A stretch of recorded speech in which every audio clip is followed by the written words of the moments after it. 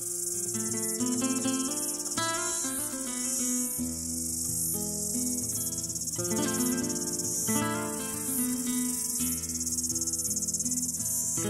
pretty much in its peak, where it's dominant. Now, the art to a garden like this is to have your plants, your chosen plants, to be dominant over your weeds. So your weed competition are things like convolvulus, couch, kikuyu, and if you weed in the beginning of spring, just gently by mulching, by suppressing your weeds, which conserves moisture, you build up this retarded aggression from the weeds. And your dahlias, your roses, your chosen plants, which are available all throughout the country in garden centres, you orchestrate them in such a way that small plants in the front, taller plants at the back. So you've got this sort of vision that you can see all the plants together in the symbiosis, living together and naturally competing. So in a sense, there are weeds there, but I'm not pedantic with my weeds. I let the plants dominate the weeds so that they compete with the weeds. And that way I get this dominance of my chosen flowers, and my maintenance is minimal. In Perisecates, all I really do this time of year is just dehead my dahlias and water. And other than that, my maintenance is minimal. And this is what I do. I just walk around the garden and I say, oh yeah, these dahlias, they're mostly in bud, and that's what I always look for, is the flowers to be in bud. And if they are spent, like here for example, these are still getting a bit tired, I just nip them back. And I'll be away maybe for 5 days, 6 days, and these new buds will come out, the old ones are spent, so it continues to flower. You take off seed heads like delphiniums, you can just nip off, because a lot of the energy goes into producing the seed, and it takes it out of the plant. So if you take the seed away, then the plant has to produce more flowers. So you get this continuation, this explosion of flowers. And with the chosen heights, small plants at the front, taller ones at the back, we get this natural competition. And this can go on for 6 months of the year, as you'll see in the video.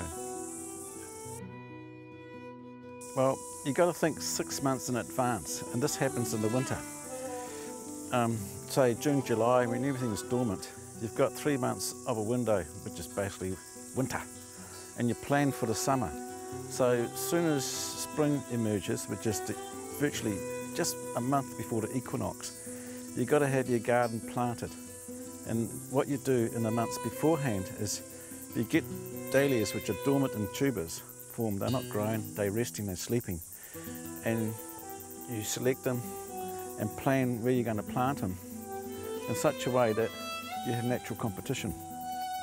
And when spring comes, the wet season, you get slugs and you get snails which eat the young shoots of dahlias. But if you persist, especially mulching does help, your plants will punch through, and then you get this natural progression of plants as they evolve through the seasons, spring, summer and autumn.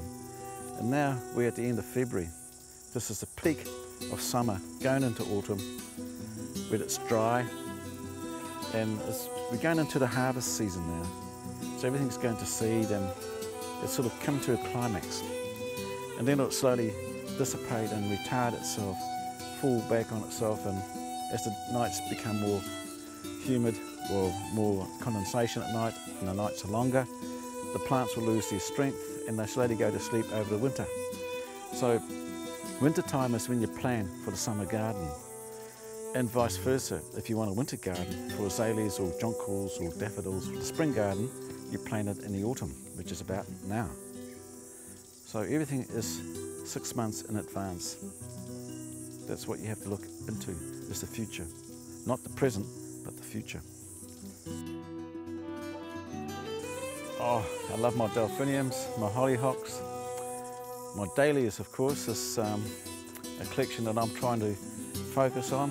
And I'm really looking at a landscape plant, one that can naturalise itself and look after itself and flower for 4 or 5 months of the year. But you do have to dehead them. But it's a combination of all the flowers together, the harmony of them.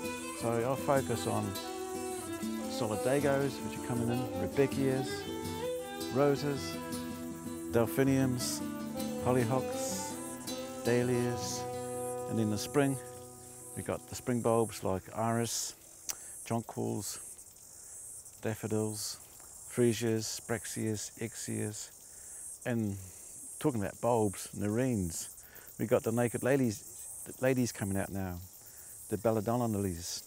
They're beautiful. So it's always something that I love. New things popping out all the time, and that's the joy of having a garden that's intense, because you get a continuation of plants that are spent and new ones that are evolving. And this happens the 3 seasons of spring, summer and autumn. Winter, most things are sleeping, but spring you have a dominance of azaleas, jonquils and freesias, bulbs. In the summertime you have delphiniums, you have innulas, roses peak, and then the dahlias come following that into the autumn.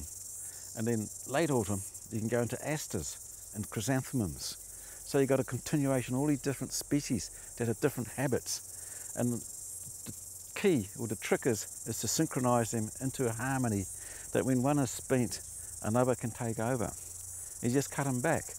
You don't have any weeds, you just have your flowers. But remember, it is intense and you do have to look at it. You have to water it, dehead them.